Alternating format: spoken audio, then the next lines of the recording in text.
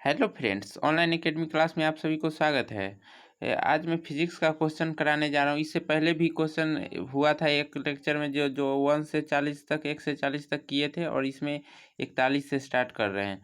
बिना कोई देरी हुए स्टार्ट कर रहा हूँ। 41 नंबर क्वेश्चन है, ये उत्तल लेंस की फोकस दूरी 20 सेंटीमीटर है, तो लेंस की क्षमता क्या होगा।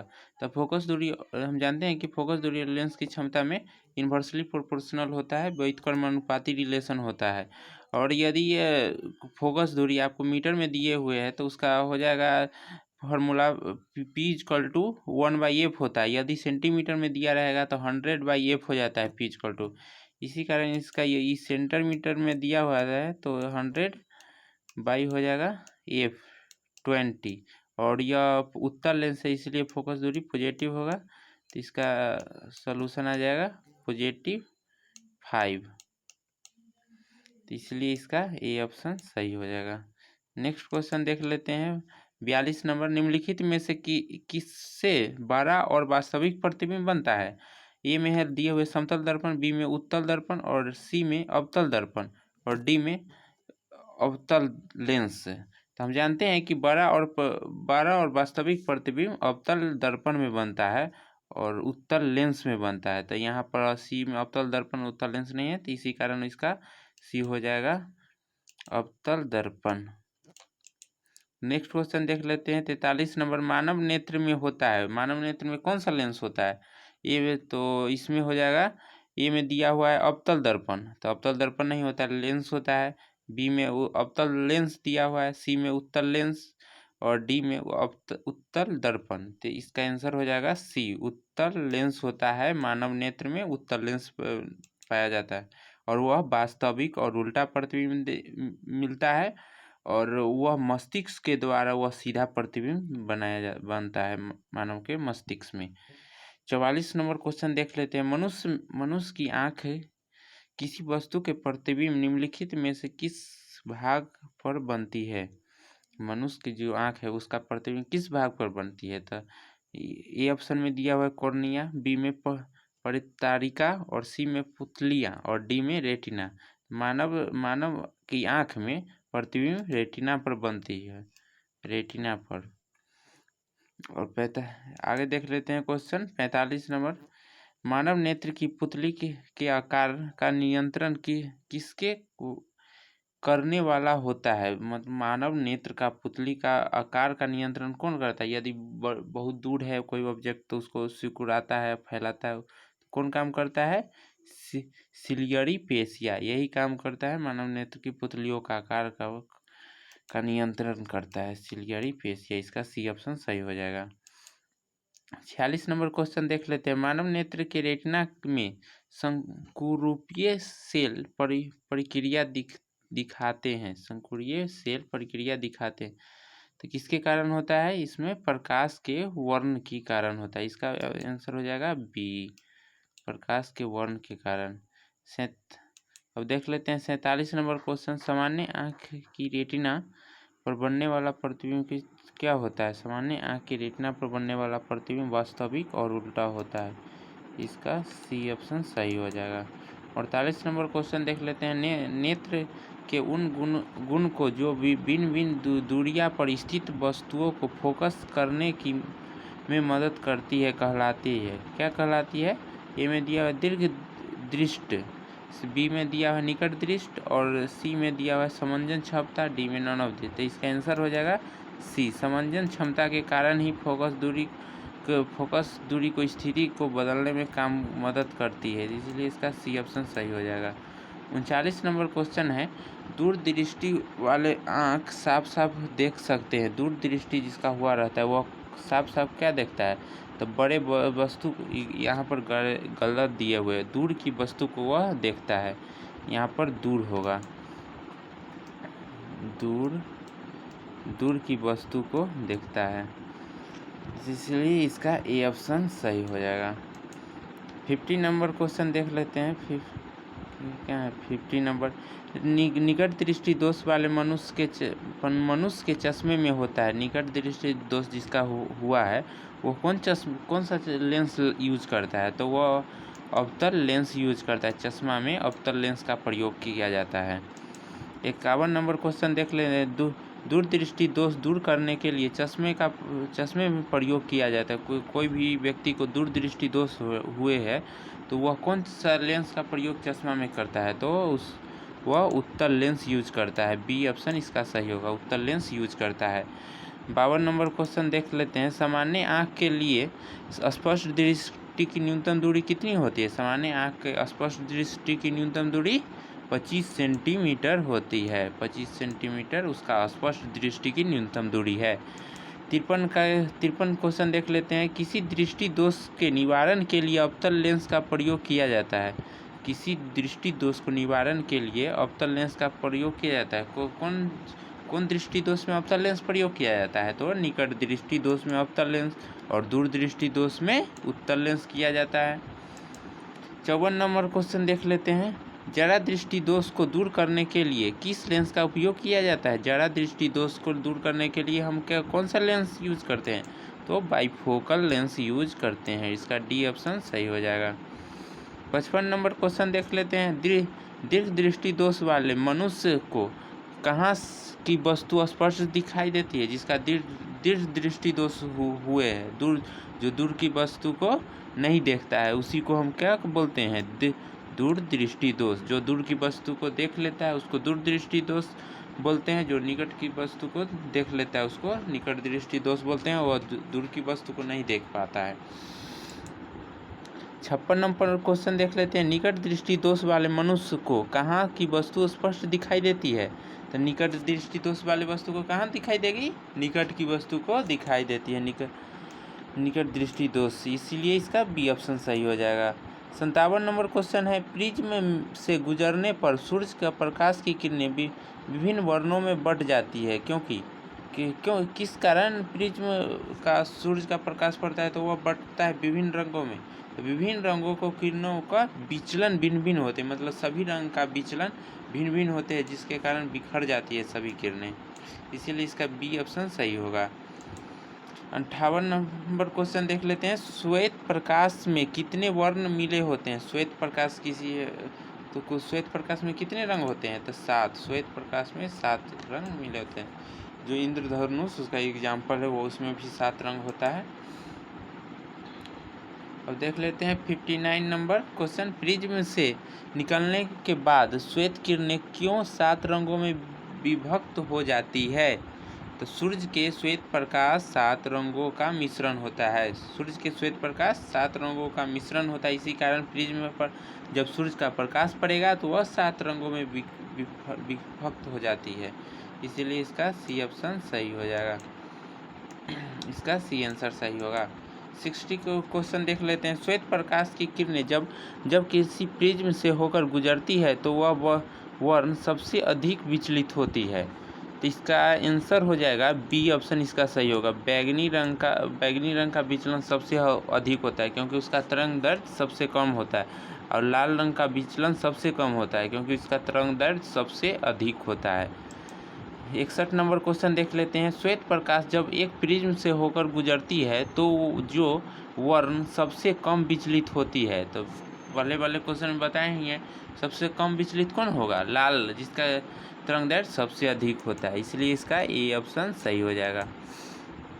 62 नंबर क्वेश्चन है। कांच में प्रिज्म से गुजरने वाली विभिन्न रंगों का किरणें विचलित अलग अलग होती हैं, क्योंकि उसका क्या होता है? विभिन्न रंगों का प्रकाश कांच में विभिन्न चाल से गुजरती है, सभी रंग का होता है, क्योंकि सबका तरंग दैर्घ्य अलग अलग है, उसका चाल भी अलग अलग हो जाएगा, इसीलिए इसका आंसर सी हो जाएगा। V = nRT होता है ना, उसी फार्मूला से इसका रिलेशन आ जाता है। 63 नंबर क्वेश्चन है। तरंग दैर्घ्य का SI मात्रक क्या होता है? तरंग दैर्घ्य का SI मात्रक मीटर होता है, इसका ए ऑप्शन सही होगा। 64 नंबर क्वेश्चन देख लेते हैं। प्रकाश के किस वर्ण के लिए तरंग दैर्घ्य अधिक होती है? प्रकाश के किस वर्ण के लिए तरंग दैर्घ्य सबसे अधिक होती है? तो पहले बताए ही है, लाल रंग का तरंग दैर्घ्य सबसे अधिक होता है और बैगनी का सबसे कम होता है, क्योंकि इसका विचलन, इसलिए इसका विचलन सबसे अधिक होगा और लाल का विचलन सबसे कम होता है। 65 नंबर क्वेश्चन देख लेते हैं। जब लाल फूल को हरे रंग के कांच में के टुकड़ों से देखा जाता है, कोई लाल फूल है, वो हरे रंग के कांच के टुकड़ों से देखते हैं तो उसको कैसा प्रतीत होगा फूल, तो वह काला प्रतीत होता है। यदि जब लाल रंग से हम कोई हरे रंग को देखेंगे तो वह काला प्रतीत होगा। 66 नंबर क्वेश्चन देख लेते हैं। प्रकाश के किरण पुंज एक लाल और दूसरा नीला एक श्वेत पर्दे पर एक ही स्थान पर आपतित होती है तो पर्दे पर वे जो वर्ण दिखाई पड़ते हैं तो कैसा दिखाई पड़ेगी इसका, ये ऑप्शन सही होगा मंजेटा उसका वर्ण रंग दिखाई पड़ती है। 67 नंबर क्वेश्चन देख लेते हैं। नीले और पीले रंग का मिश्रण होता है, नीले और पीले रंग को मिश्रण को क्या बोलते हैं, इसका रंग मिश्रण होने के बाद बन जाता है सफ़ेद रंग। नीले और पीले रंग के मिश्रण बन जाता है सफ़ेद रंग। प्रिज्म में प्रकाश का विक्षेपण का कारण होता है, प्रिज्म में प्रकाश का विक्षेपण का कारण क्या होता है, क्योंकि उसका चाल में परिवर्तन हो जाता है, चाल भिन्न भिन्न हो जाता है। तो जब तरंग उसका हर रंग का भिन्न भिन्न है तो चाल भी भिन्न भिन्न हो जाएगा, जिसके कारण विक्षेपण भी भिन्न भिन्न हो जाता है, इसलिए बी ऑप्शन सही होगा। 69 नंबर क्वेश्चन है। लाल वर्ण कहलाता है, लाल वर्ण क्या कहलाता है, मूल वर्ण कहलाता है, इसलिए ऑप्शन इसका सही होगा। लाल वर्ण को मूल वर्ण भी कहते हैं। 70 नंबर क्वेश्चन है। नीले प्रकाश में लाल गुलाब दिखाई पड़ती है, नीले प्रकाश में लाल गुलाब कैसा दिखाई पड़ेगी, तो हमें काला दिखाई पड़ती है। जब नीले प्रकाश में लाल गुलाब को देखेंगे तो काला दिखाई पड़ेगी।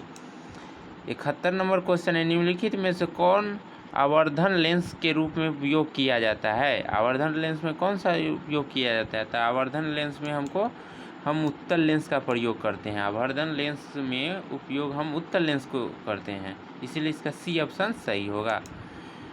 72 नंबर क्वेश्चन है। किसी सरल सूक्ष्मदर्शी को आवर्धन क्षमता अधिक होती है, यदि उसका आवर्धन क्षमता सूक्ष्मदर्शी को कब अधिक हो, जब लेंस की फोकस दूरी कम है, लेंस की फोकस दूरी कम होगा तो उसका आवर्धन क्षमता अधिक होता है, क्योंकि इन्वर्सली प्रोपोर्शनल दोनों होता है, वही कर्मानुपाती, यदि फोकस दूरी कम होगा तो आवर्धन क्षमता अधिक हो जाएगा, इसलिए इसका ए ऑप्शन सही होगा। 73 नंबर क्वेश्चन है। संयुक्त यानी यौगिक सूक्ष्मदर्शी का अभिदृश्य द्वारा बना प्रतिबिंब कैसा होता है, कोई भी सूक्ष्मदर्शी उसका अभिदृश्य द्वारा बना प्रतिबिंब वास्तविक और बड़ा होता है, इसलिए इसका बी ऑप्शन सही होगा। वास्तविक और बड़ा प्रतिबिंब बनेगा कोई भी सूक्ष्मदर्शी में। 64 नंबर क्वेश्चन देख लेते हैं। 5 सेंटीमीटर, 5 सेंटीमीटर और 20 सेंटीमीटर फोकस दूरी के दो उत्तल लेंस से एक खगोलीय दूरबीन बनाई जाती है, दो उत्तल लेंस से एक खगोलीय दूरबीन बनाई जाती है, जिसका फोकस दूरी क्या क्या है, 5 सेंटीमीटर और 20 सेंटीमीटर। तो अनंत पर प्रतिबिंब बनने की स्थिति में दूरबीन का आवर्धन क्षमता क्या होगा, तो हम जानते हैं कि खगोलीय दूरबीन का आवर्धन क्षमता हो जाता है एम इजकल टू होगा F0 प्लस FE होता है, F0 प्लस FE, इसीलिए इसका हो जाएगा 5 + 20 आ जाता है कितना 25, 25 इसका आंसर आ जाएगा 25 सेंटीमीटर यहाँ पर, तो इसलिए इसका मीटर में जब चेंज करेगा तो 0.25 आ जाता है, क्योंकि आवर्धन क्षमता जब दिया हुआ रहेगा तो उसको फोकस मीटर में चेंज होता है। यहाँ पर आवर्धन क्षमता, यहाँ पर सेंटीमीटर है आवर्धन क्षमता रिलेशन, यदि यहाँ पर मीटर में रहता है तो वही आंसर हो जाता है सेंटीमीटर, इसलिए 100 से भाग करना पड़ेगा तो 0.25 आ जाएगा। 75 है। यदि संयुक्त सूक्ष्मदर्शी में अभिदृश्य और नेत्रिका का आवर्धन क्षमता क्रमशः M0 एवं ME है तो संयुक्त सूक्ष्मदर्शी का आवर्धन क्षमता क्या होगा, तो इसका फॉर्मूला होता है संयुक्त सूक्ष्मदर्शी का M0 × ME होता है आवर्धन क्षमता, यदि दोनों को संयुक्त कर देते हैं, एक साथ कर ही देते हैं तो M0 × ME हो जाएगा। 76 नंबर क्वेश्चन है। खगोलीय दूरबीन में बना अंतिम प्रतिबिंब वस्तु की अपेक्षा हमेशा क्या होता है, काल्पनिक और उल्टा होता है, काल्पनिक और उल्टा होगा हमेशा होता है खगोलीय दूरबीन में।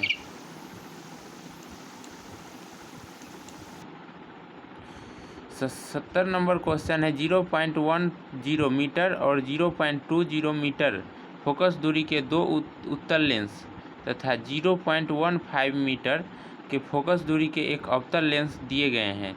इनमें से दो की सहायता से एक खगोलीय दूरबीन बनाई जाती है। तो दूरबीन की अधिकतम लंबाई क्या हो गई?